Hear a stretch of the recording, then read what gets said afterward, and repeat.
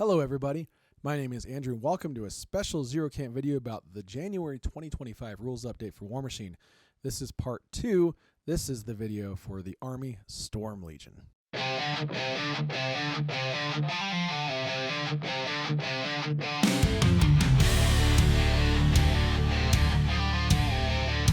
So to jump right into Storm Legion, we're going to go ahead and start off by talking about the change to Storm Legion's spell rack. Two changes here. The first is that they lose out on a 3-cost nuked spell, Chain Lightning, and they replace that with the spell Sentry. Sentry's fun because it grants a friendly faction model Rapid Fire, which gives it one basic ranged attack in the maintenance phase. Additionally, there is a change to the Electrify spell on the Storm Legion rack. The effects remain the same, but now you can target friendly faction models / units, not just faction warjacks. So now that you can do that, an entire unit of Tempest Sailors can be given that spell, which gives them both the Repulsor Field and Repulsor Special rule, so that any melee attacks that hit them push their attackers back 2 inches. It's kind of silly. Spark Hammer. So Mechanic Adept Spark Hammer is going to see an update for his Lightning Pulse ranged weapon. It's got a rule called Storm Call. We'll see this change for a few things inside the Storm Legion roster. Essentially what we're adding is that it now also ignores elevation when you make attacks with it. It already ignored stealth, cover, and concealment. So now that elevation matters not also. We're going to see the exact same change for the Weather Station. It's just changing their Storm Generator weapon because that also has a Storm Call special rule. Athena, we see that she gets a change to her signature spells. We're swapping out Hallowed Avenger for Avenging Force. The two spells are similar except that Avenging Force is upkept on Athena rather than the model you want to cast it on, but it gives you flexibility.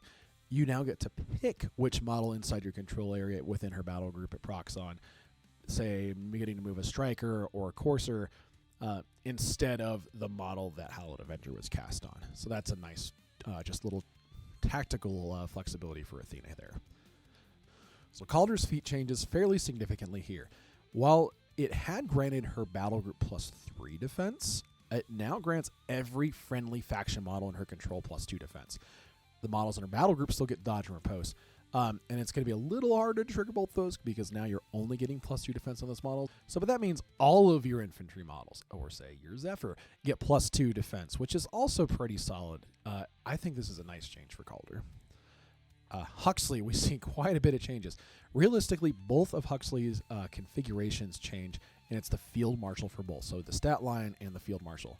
For the Sky Stormer configuration, we see a significant decrease in the defense. It goes from a Def 15 to a Def 13 and loses the Flying High ability, which gave -3 ranged penalty to attack rolls against Huxley, and then the ability for models to move through her if they had enough movement to do so. So Calder had Repo 3 in the Sky Stormer, but now it's going to be replaced with Iron Horse. For those of you familiar with Iron Horse from Cray, this is a little bit changed. It's not quite as powerful as it used to be, but Iron Horse gives our Warjacks Reposition 5, +2 speed when they're resolving charges, and Pathfinder. So yeah, it's not just Repo 3 anymore. It's Repo 5 for all the Jacks, +2 speed on charges, and Pathfinder all the time for the Jacks. That seems pretty solid while you're in Skystormer. The Ground Assault configuration changes a little bit too. It goes from speed 5 to speed 4, so it's a little bit slower. They lose the Pathfinder Field Marshal ability in Ground Assault, but gain Steady and Sturdy. So now you can't have your Jacks moved by pushes or knocked down, which seems pretty good. They're effectively immune to slams. The only way to move now is to place them, and TK got removed elsewhere to make this even a little bit more scary. Not totally unmovable, but still a lot harder. So the Corsair Light Jack sees a small change to one of its right arm options here. The Voltaic Blade, which is part of the Heavy Storm Thrower arm, decreases in POW from a 12 to a 10. Not a huge change here, just a little less melee output. Legionnaire Officer swaps out some of their orders. Specifically, they swap out Special Orders, which grants Reposition 3, for Deathly Strike, which grants Grievous Wounds to a friendly faction model or unit within range 5. So that means you can target your Warjacks, you can target the solos, and Grievous Wounds, which was no longer available in command cards. So this just got significantly better, as long as you're okay with losing out a reposition. Brisbane gets a slight buff, a bump of defense. She goes from Def 13 to Def 14. Major Anson Wolf sees a change where he loses a signature spell. He loses Lightning Tendrils and just picks up a third rack slot. So depending on how you feel about this, the extra rack slot's nice. You may miss Lightning Tendrils. I'm not sorry for you. The Sharpshooter solo actually gets a significant improvement. They gain the marksman and headshot abilities, and there's no point increase here. So now they can pick the damage column or spiral for things that they shoot. But the really big one here is headshot. It stops tough rolls and RFPs, removes from plays models that it destroys. So that gets to be really fun. Again, because we were missing out on Grievous Wounds anyway, and you couldn't put it on ranged weapons. Suddenly the Sharpshooter gets to say no to some individual little dudes. Making tough rolls is kind of rude. Tyson Vass gets an update to Strafing Run that we will see actually elsewhere in the rules too when we talk about the mercenary models. Strafing Run updates that says this model gains an additional die in range attack damage rolls. It used to be both attack and damage rolls where they would gain an extra die and drop the lowest. Now it's only the damage rolls. The Storm Callers from the Stormford Cadre do lose out on a little bit of power on their guns. It goes from a 12.6 on the AoE to an 11.6 on that Storm Vortex range weapon. But the Storm Call ability on it, that's the same changes we saw earlier. It now ignores elevation as well, so it's pretty sweet. Also, their Lightning Rod becomes POW 10. So the Storm Veins here from the Stormford Cadre as well, they get a slight change to how their ranged attack protection works. The Wind Weaver effect of their arcane machinery now only works on friendly faction models, not just all friendly models. This is a big change we see kind of across the board in all armies, not just here. It's something I talked about in the first video where we see it kind of across everywhere. This range debuff kind of thing changes. It means, though, that if you park a mercenary next to one of these Storm Veins, they don't get the -3 range protection. That's really the big change there. The Striker Heavy Warjack sees some changes to 3 of its choices here, 2 of the arms and 1 of the heads. The head option that granted arcane precision now just provides True Sight instead. So it now just ignores, say, cloud effects. This helps with Sentry True Sights. Not quite the same as Eyeless Sight, but it's still pretty solid. You don't get to ignore the concealment bonus, but still good. So it's 2 changes for its left arm options. First, we'll talk about the Stormblazer Cannon arm. It decreases in points from 5 to 4, and the gun also gets a bump from range 10 to range 12. It does simplify some as well, as it swaps out the Galvanic Blast field quality where it leaves the hazard on the table for Lightning Generator and just produces additional attacks. And it also becomes the cheapest left arm option. So the other arm option which changes is the Power Fist. This big Mammoth Jamma increases in points from 4 to 5, making it no longer the cheapest option, but it bumps up the POW of the melee weapon from a 14 to a 16 and adds beat back to the melee attack. In my opinion, well worth the point increase. And then also brings it in line with a lot of other open fist weapons that are out there. The Tempest Assailers.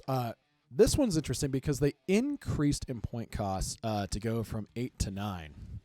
But the the Tempest Assailers now go from 5 damage boxes to 8 each.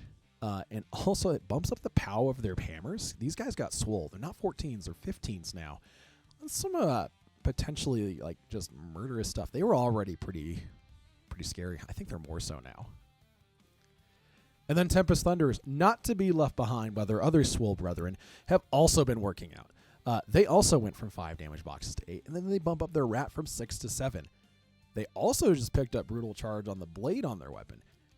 They didn't increase in points, unlike the Tempest Assailers. So this is really nice. I've complained since the start of Mark IV that the medium-based ranged units have had a hard time finding a place in some armies, and the Tempest Thunderers were definitely one of them. I really like the changes I'm seeing here to the Thunderers. We get a change to the Black 13th, which, while that is surprising me because they just recently came out, it's mostly just a nice quality of life change for them. The Chain Attack Mage Storm that is on Ryan's weapons here gets a May clause. You don't have to place a Cloud Dawn on a model you hit with both your initials. You may. There are cases where sometimes you do, sometimes you don't. Sometimes you don't want to block line of sight for the rest of your army to shoot whatever it is, or you don't want to give concealment to a caster because Ryan shot it twice. Realistically, just a nice update here for him. Now we get to talk about the Zephyr. The Zephyr is a lot of fun. Our particular meta in the Denver area has been not super strong on the Zephyr, but while it is last, it's certainly not least. This 80 mil solo goes up quite a bit in cost. It goes from a 7-point model to a 9, but it packs on a lot to compensate for it. The Zephyr gets a bump in its damage boxes to go from 15 to 18, which is pretty solid. It gains Carapace, which gives it +4 armor against ranged attacks. And then it also gets Plasma Nimbus to help give it some protection against single wound infantry that try to pick on it. It also picks up quite a bit of offensive output, too. It gains an additional melee weapon, Trampling Hooves. Range 1, POW 14 critical knockdown, but that's been pretty standard on a lot of the chariot-type things that have existed in War Machine. But now that means that we have a whole other thing to attack with when this bad boy charges you. So kind of as we wrap up now Storm Legion, because we've talked through all the changes, realistically I see that there's just a lot of like little quality of life improvements here and there, like Stormcall just getting better across all the Stormforged cadre, some more flexibility for casters, like swapping Hall Avenger for Avenging Force, the extra spell rack slot for Wolf. I don't see anything that's really a downside here. Storm Legion came out pretty far ahead with this rules update. The stuff that increased in points got a lot of stuff to compensate for it. The stuff that didn't increase in points got stuff to compensate for it. Overall, Storm Legion I don't think struggled to find its identity prior to this update, but it has certainly cemented its identity more with the January 2025 update. So I'm looking forward to seeing a lot more Zephyrs out there, a lot more Tempest Thunders. Sailors are going to be scary now. And I think we're going to see a little bit more variety on the Strikers as well, just with the update to those weapons and the head option too. So I'm looking forward to seeing these bad boys out on the table. And that concludes our part 2 video on Storm Legion's updates for the January 2025 update. If you liked this video, please like, subscribe, tell your friends. We're on the road to try to get 1,000 YouTube subscribers this year. We'd love to get there, and with your help, we think we can. At that point, YouTube starts paying us to make videos. Yes. So thank you so much, and hopefully we'll see you for the next videos. Take care, and we will also see you hopefully with our next stream.